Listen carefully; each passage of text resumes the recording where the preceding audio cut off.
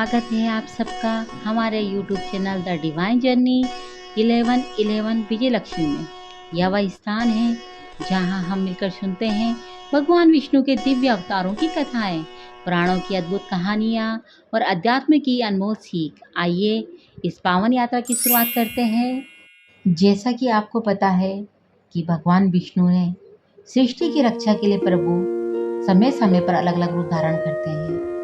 मत्स्य अवतार में उन्होंने वेदों की रक्षा की, वहीं कुर्म अवतार में समुद्र मंथन को संभाला, वराह अवतार में पृथ्वी को पाताल से उठा लाए, नरसिंह अवतार में भक्त प्रहलाद की रक्षा की, वामन अवतार में राजा बलि का अहंकार हर लिया, परशुराम अवतार में अधर्मियों का नाश किया। इसी क्रम में आज हम प्रारंभ करने जा रहे हैं भगवान विष्णु के सप्तम अवतार श्री राम अवतार की दिव्य कथा। प्रभु जी का यह अवतार मर्यादा पुरुषोत्तम, धर्म और आदर्श का प्रतीक है। इस प्रकार प्रभु ने एक राम राज्य का आदर्श और भक्ति का पथ दिखाया। यह हमें इस राम अवतार की कथा के माध्यम से पता चलेगा। कथा प्रारंभ करने से पूर्व श्रीमद् गोस्वामी तुलसीदास कृत रामचंद्र स्तुति।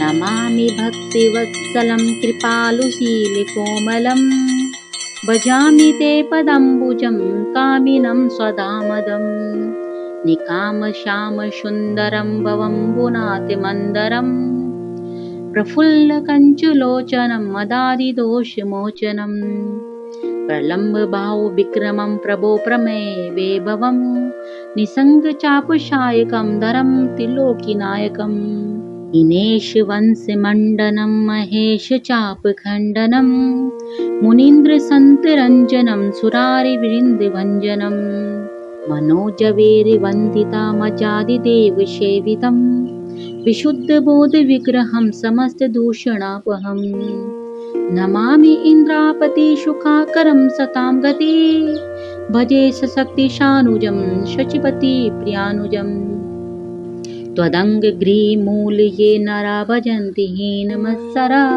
पतन्ति नो भवार्णवे वितर्कवीचिशङ्कुले विभक्तिवासिना सदा भजन्ति मुक्तये मुदा निरस्य इन्द्रियादिकं पर्यन्ति ते गतिस्वकाम् त्वमेक अद्भुतं प्रभु निरहिमीश्वरं विभुं जगद्गुरुं च शाश्वतं तुरीयमेव केवलम् भजामि भाववल्लभं कुयोगिनं सुदुर्लभं स्वभक्तिकल्पपादपं समस्तसेव्यमन्वहम् अनूपरूपभूपतिं नतोऽहमो वृजापते प्रसीद मे नमामि ते पदाब्जभक्ति देहि मे पठन्ति ये स्वतामिदं नरादरेण ते पदं व्रजन्ति नात्र संशय सत्त्वदीय भावसंयुतम्। प्रभु के श्री चरणों में मेरा बारंबार प्रणाम।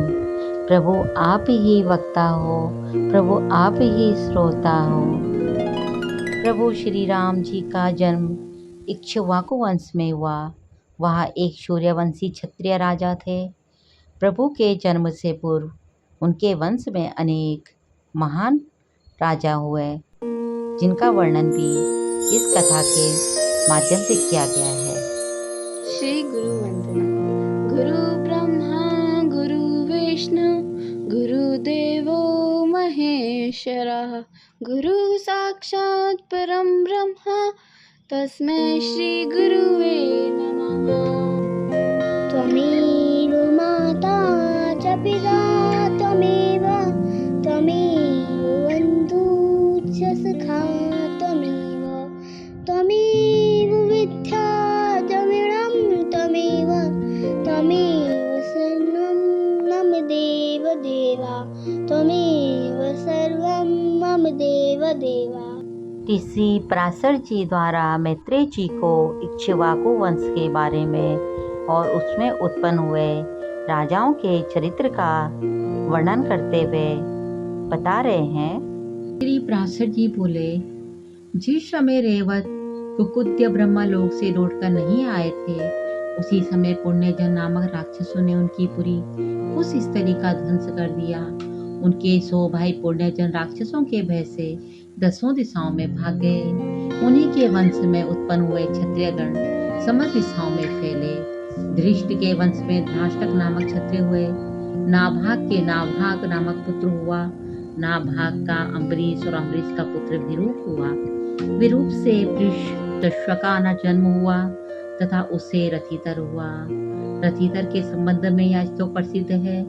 रथितर के वंशज क्षत्रिय संतान होते हुए भी अंग्रेज कहलाए, अतः वे क्षत्रियोपेत ब्राह्मण हुए। सीखने के समय मनु की घ्राण इंद्रिय से इक्ष्वाकु नामक पुत्र का जन्म हुआ। उनके 100 पुत्रों में से विकुक्षी, निमि और दंड नामक 3 पुत्र प्रधान हुए तथा उनके शकुनी आदि 50 पुत्र उत्तरापथ के और 40 दक्षिणापथ के शासक हुए। इक्ष्वाकु ने अष्टाक श्राद्ध का आरंभ कर अपने पुत्र विक्षी को आज्ञा दी कि श्राद्ध की योग्य मांस लाओ। उसने बहुत अच्छा कहा। उनकी आज्ञा को सिरोधार्य किया और धनुष बाण लेकर वन में अनेकों मृगों का वध किया, किंतु अति थका मंदा और अत्यंत भूखा होने के कारण विकुक्षी ने उनमें से एक शशक अर्थात खरगोश को खा लिया और बचा हुआ मांस लाकर अपने पिता को निवेदन किया। उस मांस का प्रोक्षण करने के लिए प्रार्थना किए जाने पर इक्ष्वाकु के कुल पुरोहित वशिष्ठ जी ने कहा, इस अपवित्र मांस की क्या आवश्यकता है? तुम्हारे दुरात्मा पुत्र ने इसे भ्रष्ट कर दिया है, क्योंकि उसने इसमें से एक शशक खा लिया है। गुरु के ऐसा कहने पर तभी से विक्षिका नामक शशाद पड़ा और पिता ने उसको त्याग दिया। पिता के मरने के अनंतर उसने इस पृथ्वी का धर्मानुसार शासन किया। उस शशाद के पुरंजय नामक पुत्र हुआ। पुरंजय का भी एक दूसरा नाम पड़ा। पूर्व काल में त्रेता युग में एक बार अति भीषण देवासुर संग्राम हुआ। उसमें महाबलवान दैत्यगण से पराजित हुए देवताओं ने भगवान विष्णु की आराधना की। तब आदि अंत शून्य अशेष जगत प्रतिपालक श्री नारायण ने देवताओं से प्रसन्न होकर कहा, आप लोगों का जो कुछ अभिष्ट है वह मैंने जान लिया है, उसके विषय में यह बात सुनिए। प्रभु ने कहा, राजर्षि शशाद का जो पुरंजय नामक पुत्र है, उस क्षत्रिय श्रेष्ठ के शरीर में अंश मात्र से स्वयं अवतीर्ण होकर उन संपूर्ण दैत्यों का नाश करूंगा। अतः तुम लोग पुरंजय को दैत्यों के वध के लिए तैयार करो। यह सुनकर देवताओं ने विष्णु भगवान को प्रणाम किया और पुरंजय के पास आकर उससे कहा, हे क्षत्रिय श्रेष्ठ, हम लोग चाहते हैं कि अपने शत्रुओं के वध में प्रवृत्त हम लोगों की आप सहायता करें। हम अभ्यागत जनों का आप मान भंग ना करें। यह सुनकर पुरंजय ने कहा, ये जो त्रिलोक के नाथ सतक्रतु आप लोगों के इंद्र हैं, यदि मैं उनके कंधे पर चढ़कर आपके शत्रु से युद्ध कर सकूं तो आप लोगों को सहायक हो सकता हूँ। यह सुनकर समस्त देवगण और इंद्र ने बहुत अच्छा ऐसा कहकर उनका कथन स्वीकार कर दिया। फिर वृषभ रूपधारी इंद्र की पीठ पर चढ़कर चराचर गुरु भगवान अच्युत के तेज से परिपूर्ण होकर राजा पुरंजय ने रोष पूर्वक सभी दैत्यों को मार डाला। राजा पुरंजय बेल के कुकुंद अर्थात कंधे पर बैठकर दैत्य सेना का वध कर दिया। अतः उसका नाम कुकुत्स पड़ा। कुकुत्स के अनेना नामक पुत्र हुआ और अनेना के पृथु और पृथु के विष्टराश्वा, उनके चांद्र युवन स्वा तथा उस चांद्र युवनाश्वा के सावस्त नामक पुत्र हुआ, जिसने सावस्तीपुरी बसाई थी। सावस के व्रत स्वा तथा व्रत स्वा के कुल्या स्वा का जन्म हुआ, जिसने वैष्णव तेज से पूर्णता लाभ कर अपने 21 सहस्त्र पुत्रों के साथ मिलकर महर्षि उदक के अपकारी धुंधु नामक दैत्य को मारा था। अतः उसका नाम धुंधुमार हुआ। उनके सभी पुत्र धुंधु के मुख से निकले हुए निश्वास अग्नि से जलकर मर गए। उनमें से केवल दृढ़श्व, चंद्रश्व और कपिलश्व 3 ही बचे थे। दृढ़ाश्व से हर्यश्व, हर्यश्व से निकुंभ और निकुंभ से अमिताश्व, अमिताश्व से कृष्णाश्व और कृष्णाश्व से प्रसन्नजीत और प्रसन्नजीत से योनाश्व का जन्म हुआ। यहाँ पर एक कथा का वर्णन किया गया है कि योनाश्व निसंतान होने के कारण खिन्न चित्त से मुनीश्वरों के आश्रम में रहा करता था। उसके दुख से द्रवीभूत होकर दयालु मुनिजनों ने उसके पुत्र उत्पन्न होने के लिए यज्ञानुष्ठान किया।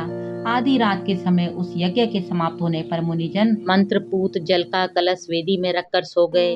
उनके सो जाने पर अत्यंत पिपाशाकुल होकर राजा ने उसी स्थान में प्रवेश किया और सोए होने के कारण उन ऋषियों को उन्होंने नहीं जगाया तथा उस अपरिमित महात्म्यशाली कलश के मंत्र पूत जल को पी लिया। जागने पर ऋषियों ने पूछा, इस मंत्र पूत जल को किसने पिया? इसका पान करने पर ही युवनस्वा की पत्नी महाबल विक्रमशाली पुत्र उत्पन्न करेगी। यह सुनकर राजा ने कहा, मैंने ही बिना जाने यह जल पी लिया है। अतः युवनाश्वा के उदर में गर्भ स्थापित हो गया और कर्मशः बढ़ने लगा। यथा समय बालक राजा की दाई कोख फाड़ कर निकल आया, किंतु उससे राजा की मृत्यु नहीं हुई। उसके जन्म लेने पर मुनियों ने कहा, यह बालक क्या पान करके जीवित रहेगा? उसी समय देवराज इंद्र ने आकर कहा, यह मेरे आश्रय जीवित रहेगा, अतः इसका नाम मानदाता हुआ। देवेंद्र ने उसके मुख में अपनी तर्जनी अंगूठे के पास की अंगुली दे दी और वह उसे पीने लगा। उस अमृतमयी अंगुली का आस्वादन करने से वह एक ही दिन में बढ़ गया। तभी से चक्रवर्ती मानदाता सप्तद्वीपा पृथ्वी का राज्य भोगने लगा। विषय में यह श्लोक कहा जाता है, जहाँ से सूर्य उदय होता है और जहाँ अस्त होता है वह सभी क्षेत्र योनास्वा के पुत्र मानदाता का है। मानदाता के पुरु कुत्स, अम्बरीश और मुचुकंद नाम के 3 पुत्र हुए और 50 कन्याएं हुई। सोबरी नामक महर्षि ने उन 50 कन्याओं से विवाह किया। मानदाता के पुत्र अम्बरीश के युवनाश्वा नामक पुत्र हुआ, उससे हारित हुआ, जिससे अंगिरा गोत्रीय हारित गण हुए। पूर्व काल में रसातल में मोन्य नामक 6 करोड़ गंधर्व रहते थे। उन्होंने समस्त नाग कुलों के प्रधान रत्नों और अधिकार छीन लिए थे। गंधर्वों के पराक्रम से अपमानित उन नागेश्वरों द्वारा स्तुति किए जाने पर उसके श्रवण करने की जिनकी विकसित कमल सदृश आंखें खुल गई हैं, निद्रा के अंत में जगे हुए उन जलाशायी भगवान सर्वदेवेश्वर को प्रणाम कर उनसे नागण ने कहा, भगवान, इन गंधर्वों से उत्पन्न हुआ हमारा भय किस प्रकार शांत होगा? तब आदि अनाथ रहित भगवान पुरुषोत्तम ने कहा, योनास्वा के पुत्र मानदाता, जो या पुरुकुश नामक पुत्र है, उसमें प्रविष्ट होकर मैं उन संपूर्ण दुष्ट गंधर्वों का नाश कर दूंगा। यह सुनकर भगवान जलशायी को प्रणाम कर समस्त नागाधिपति गण नागलोक में लौट आए और पुरुकुश को लाने के लिए अपनी बहन एवं पुरुकुश की जो भार्या थी नर्मदा को प्रेरित किया। तदंतर नर्मदा पुरुकुश को रसातल में ले आई। रसातल में पहुंचने पर पुरुकुश ने भगवान के तेज से अपने शरीर का बल बढ़ जाने से संपूर्ण गंधर्वों को मार डाला और फिर अपने नगर लौट आया। पुरुकुश ने नर्मदा से त्रसदस्यु नामक पुत्र उत्पन्न किया।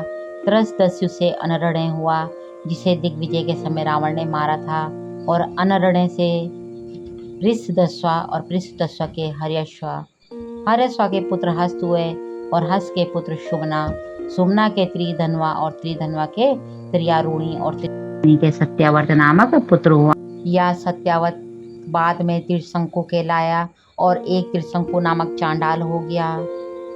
त्रिशंकु का पुत्र हरिश्चंद्र और हरिश्चंद्र का पुत्र रोहिता हुआ और रोहिता से हरित, हरित का पुत्र चंचू और चंचू से विजय और वासुदेव, विजय से रुरुक और रुरुक के विरकका का जन्म हुआ और विरकका बाहु नामक पुत्र हुआ, जो है और तालजंग आदि छत्रों से पराजित होकर अपनी गर्भवती पटानी के सहित वन में चला गया और वहां रहकर कुछ समय बाद वृद्धावस्था के कारण और मुनि के आश्रम के समीप आकर मर गया।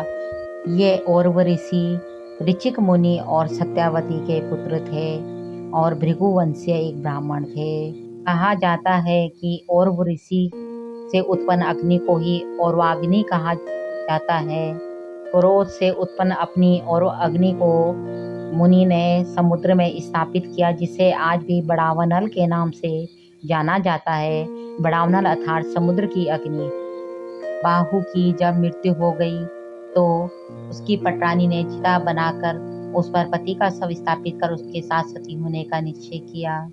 उसी समय भूत, भविष्य और वर्तमान तीनों काल के जानने वाले भगवान औरव ने अपने आश्रम से निकलकर उससे कहा, ए साध्वी, इस व्यर्थ दुराग्रह को छोड़। तेरे उदर में संपूर्ण भूमंडल का स्वामी, अत्यंत बल पराक्रमशील, अनेक यज्ञों का अनुष्ठान करने वाला और शत्रुओं का नाश करने वाला चक्रवर्ती राजा है। तू ऐसे दुस्साहस का उद्योग न कर। ऐसा कहे जाने पर वह सती होने के आग्रह से विरत हो गए और भगवान और उसे अपने आश्रम पर ले आए। वहाँ कुछ ही दिनों में उसके एक अति तेजस्वी बालक ने जन्म लिया। भगवान और उन्होंने उसके नामकरण आदि संस्कार कर उसका नाम सगर रखा तथा उसका उपनयन संस्कार होने पर और उन्हें ही उसे वेद, शास्त्र एवं भार्गव नामक आग्नेय शास्त्रों की शिक्षा दी। जब वह बालक बड़ा हुआ तो उसने अपनी माता से प्रश्न किया कि माँ, हम इस तपोवन में क्यों रहते हैं और हमारे पिता कहाँ हैं? इस प्रकार के प्रश्न पूछने पर माता ने अपने संपूर्ण वृत्तांत कह दिया। तब वह पिता के राज्यापहरण को सहन न कर सकने के कारण उसने हे है और तालजंग आदि क्षत्रियों को मार डालने की प्रतिज्ञा की और प्राय सभी क्षत्रियों को राज्यों को नष्ट कर दिया। उनके पश्चात शक, यवन, कम्बोज, पारद, पहवागढ़ भी हताहत होकर सगर के कुलगुरु वशिष्ठ जी की शरण में गए। वशिष्ठ जी ने उन्हें जीवन मृत जीते हुए मरे के समान करके सगर से कहा, बेटा, इन जीते जी मरे हुओं का पीछा करने से क्या लाभ है? देख, तेरी प्रतिज्ञा को पूर्ण करने के लिए मैंने ही इन्हें स्वधर्म और द्विजातियों के सत्संग से वंचित कर दिया है। राजा ने जो आज्ञा कहकर गुरुजी के कथन का अनुमोदन किया और उनके भेष बदलवा दिए और अपने राज्य में आकर संपूर्ण सप्तद्वीपवती पृथ्वी पर शासन करने लगे। श्री पराशर जी बोले, कश्यप सुता सुमति और विदर्भ राजकन्या केसनी ये राजा सगर की 2 पत्नियां थी। उनसे संतानोत्पत्ति के लिए परम समाधि द्वारा आराधना किए जाने पर भगवान और ने यह वर दिया, एक से वंश वृद्धि करने वाला एक पुत्र तथा दूसरी से 60,000 पुत्र उत्पन्न होंगे। इनमें से जिसको जो अभिष्ट हो वह इच्छा पूर्वक उसी को ग्रहण कर सकती है। उनके ऐसा कहने पर कैसिनी ने 1 और सुमति ने 60,000 पुत्रों का वर मांगा। महर्षि ने तथास्तु कहने पर कुछ ही दिनों में कैसिनी ने वंश को बढ़ाने वाले असमंजस नामक एक पुत्र को जन्म दिया और कश्यप कुमारी सुमति से 60,000 पुत्र उत्पन्न हुए। के बाद राजा सगन ने औरव ऋषि के उपदेशानुसार अश्वमेध यज्ञ के द्वारा संपूर्ण वेद एवं देवतामयी आत्मस्वरूप सर्वशक्तिमान भगवान की आराधना की। उसके यज्ञ में जो घोड़ा छोड़ा गया था उसे इंद्र ने चुरा लिया। उस समय महारानी सुमति के गर्भ से उत्पन्न सगर के पुत्रों ने अपने पिता के आज्ञा अनुसार घोड़े के लिए सारी पृथ्वी छान डाली। जब उन्हें कहीं घोड़ा नहीं मिला तब उन्होंने बड़े घमंड से सब ओर से पृथ्वी को खोद डाला। खोदते खोदते उन्हें पूर्व और उत्तर के कोने पर कपिल मुनि के पास अपना घोड़ा दिखाई दिया। घोड़े को देखकर ये 60,000 राजकुमार शस्त्र उठाकर यह कहते हुए उनकी ओर दौड़ पड़े कि यही हमारे घोड़े को चुराने वाला चोर है। देखो तो सही, इसने इस समय कैसे आंखें मूंद रखी है। यह पापी है, इसको मार डालो, मार डालो। उसी समय कपिल मुनि ने अपनी पलकें खोली। इंद्र ने राजकुमारों की बुद्धि हल ली थी। इसी से उन्होंने कपिल मुनि जैसे महापुरुष का तिरस्कार किया। इस तिरस्कार के फलस्वरूप उनके शरीर में ही आग जल उठी, जिससे क्षण भर में ही सबके सब जलकर खाक हो गए। सगर के लड़के कपिल मुनि के क्रोध से जल गए। ऐसा कहना उचित नहीं है। वे तो शुद्ध सत्वगुण के परम आश्रय हैं। उनका शरीर तो जगत को पवित्र करता है।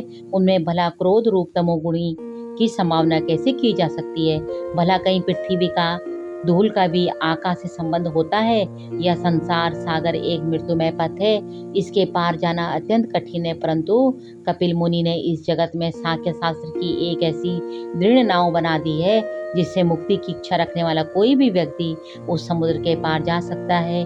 वे केवल परम ज्ञानी ही नहीं, स्वयं परमात्मा है। उनमें भला या शत्रु है और या मित्र, इस प्रकार की भेद बुद्धि कैसे हो सकती है? कपिल मुनि भगवान की जय। कपिल मुनि भगवान की जय। अंशुमान द्वारा जब कपिल भगवान की स्तुति की गई तो कपिल मुनि जी मन ही मन अंशुमान पर बड़ा अनुग्रह किया और कहा, बेटा, यह घोड़ा तुम्हारे पितामह का यज्ञ पशु है, इसे तुम ले जाओ। तुम्हारे जले हुए चाचाओं का उद्धार केवल गंगा जल से होगा और कोई उपाय नहीं है। अंशुमान ने बड़ी नम्रता से उन्हें प्रसन्न करके उनकी परिक्रमा की और वे घोड़े को ले आए।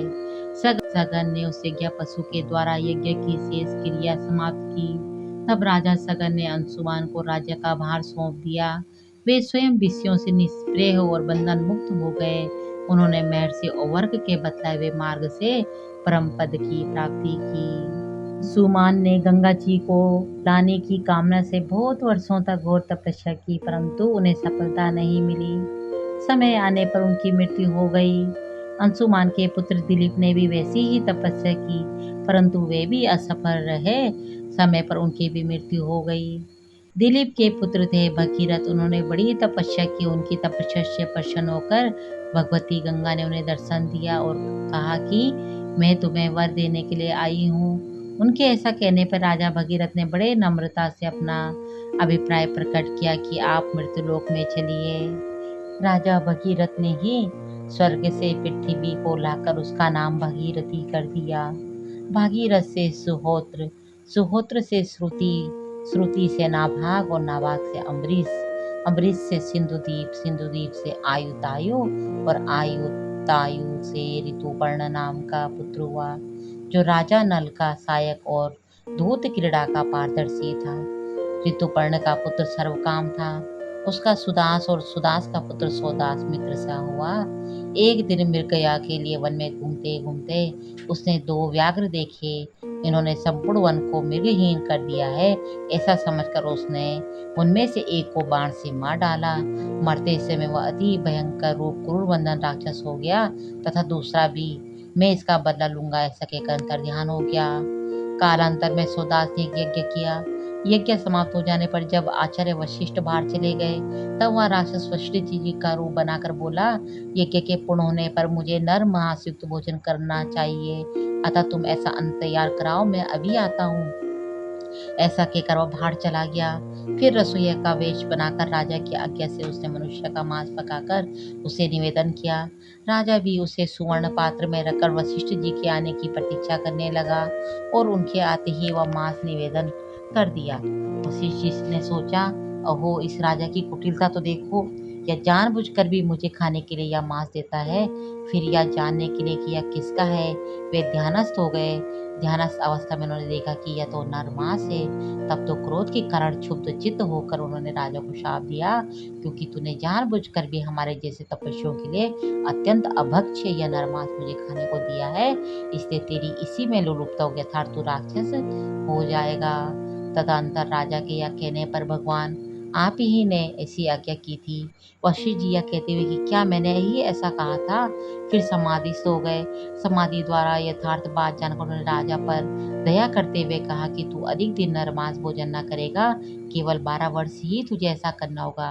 वशिष्ठ जी के ऐसा कहने पर राजा सौदास भी अपनी अंजलि में जल लेकर मुनीश्वर को शाप देने के लिए उद्यत हुआ, किंतु अपनी पत्नी मदयंती द्वारा भगवान ये हमारे कुल गुरु हैं, इन कुलदेव रूप आचार्य को श्राप देना उचित नहीं है, ऐसा कहे जाने से शांत हो गया तथा अन्न और मेघ की रक्षा के कारण उस सांप जल को पृथ्वी या आकाश में नहीं फेंका, बल्कि उससे अपने पैरों को ही भिगो लिया। उस क्रोध युक्त जल से उसके पैर झुलस कर कलमास वण यानी कि चितकबरे हो गए। तभी से उनका नाम कलमासपाद हुआ तथा वशिष्ठ जी के शाप के प्रभाव से छठे काल में अर्थात तीसरे दिन के अंतिम भाग में वह राक्षस स्वभाव धारण कर वन में घूमते हुए अनेकों मनुष्यों को खाने लगा। एक दिन उसने एक मुनीश्वर को ऋतुकाल के समय अपने भार्या से संगम करते देखा। उस अति भीषण राक्षस रूप को देखकर भय से भागते हुए उन दंपतियों में से उसने ब्राह्मण को पकड़ लिया और अपना भोजन बना दिया। ब्राह्मणी ने उसको शाप दिया कि जब तू इससे संयोग का सुख लेंगे तो तेरी भी मृत्यु हो जाएगी। इस प्रकार शाप देकर वह अग्नि में प्रविष्ट हो गई। तदंतर 12 वर्ष के अंत में शाप मुक्त हो जाने पर एक दिन राजा मदयंती ने उसे ब्राह्मणी के शाप का स्मरण करा दिया। तभी से राजा अपनी पत्नी से दूर रहे। पीछे पुत्रहीन राजा के प्रार्थना करने पर वशिष्ठ जी ने मदयंती के गर्भधान किया। जब उस गर्भ ने 7 वर्ष व्यतीत होने पर भी जन्म न लिया तो देवी मदयंती ने उस पर पत्थर से प्रहार किया। इससे उसी समय पुत्र उत्पन्न हुआ और उसका नाम अस्मक हुआ। अस्मक के मूलक नामक पुत्र हुआ। जब परशुराम जी द्वारा यह पृथ्वी तल क्षत्रियहीन किया जा रहा था, उस समय उस मूलक की रक्षा वस्त्रहीना स्त्रियों ने घेर कर की थी। इससे उसे नारी कवच भी कहते हैं। मूलक के पुत्र दशरथ, दशरथ के इली विली और इली विली के विश्वसा और विश्वसा के खटवांग नामक पुत्र हुआ, जिसने देवासुर संग्राम में देवताओं की प्रार्थना करने पर दैत्यों का वध किया था। इस प्रकार स्वर्ग में देवताओं का प्रिय करने से उनके द्वारा वर मांगने के लिए प्रेरित किए जाने पर उसने कहा कि यदि मुझे वर ग्रहण करना ही पड़ेगा तो आप लोग मेरी आयु बतलाइए। तब देवताओं के यह कहने पर कि तुम्हारी आयु केवल एक मुहूर्त है और रही है, वह देवताओं के दिए हुए एक अनुरुद्ध गति विमान पर बैठकर बड़ी शीघ्रता से मर्त्यलोक में आया और कहने लगा, यदि यदि मुझे ब्राह्मणों की अपेक्षा कभी अपने आत्मा भी प्रियतर नहीं हुआ, यदि मैंने कभी स्वधर्म का उल्लंघन नहीं किया और संपूर्ण देव, मनुष्य, पशु, पंछी और वृक्ष आदि में श्री अच्युत के अतिरिक्त मेरी अन्य दृष्टि नहीं हुई, तो मैं निर्विघ्न आत्मा पूर्वक उन मुनि जनवंदित प्रभु को प्राप्त हूँ। ऐसा कहते हुए राजा खट्वांग ने संपूर्ण देवताओं के गुरु कथनीय स्वरूप सत्ता मात्र शरीर परमात्मा भगवान वासुदेव में अपना चित्त लगा दिया और उन्हीं में लीन हो गए। इस विषय में पूर्व काल में सप्त ऋषियों द्वारा कहा हुआ श्लोक सुना जाता है। उसमें कहा है, अत्रापि शूर्यते श्लोको गीता सप्तऋषि पुरा खट्वांगेन समो नान्य कश्चित् दुर्वयं भविष्यति येन स्वर्गाधिः गम्य मुहूर्तं प्राप्य जीवितं त्रयोऽपि संहिता लोका बुद्धये सत्येन चेति। खट्वांग के समान पृथ्वी तल में अन्य कोई भी राजा नहीं होगा जिसने एक मुहूर्त मात्र में जीवन के रहते ही स्वर्ग लोक से भूमंडल में आकर अपनी बुद्धि द्वारा तीनों लोगों को सत्य स्वरूप भगवान वासुदेव में देखा। खट्वांग से दीर्घ भाव नामक पुत्र हुआ और दीर्घ भाव से रघु, रघु से अज और अज से दशरथ ने जन्म लिया। दशरथ जी के भगवान कमल नाम जगत की स्थिति के लिए अपने अंशों से राम, लक्ष्मण, भरत और शत्रुघ्न इन 4 रूपों में पुत्र भाव को प्राप्त हुए। इसी के साथ राम कथा के प्रथम भाग का समापन होता है। सूर्य वंश के रत्न अयोध्या नरेश दशरथ के पुत्र राम, जिनके जन्म से ही संपूर्ण धरती पर आनंद की लहर दौड़ गई थी। आगे की कथा में हम देखेंगे कैसे रामचंद्र जी अपने जीवन की हर परीक्षा को मर्यादा और धर्म के साथ निभाते हैं। तो जुड़े रहिए हमारे साथ राम कथा के अगले भाग में। जय श्री राम।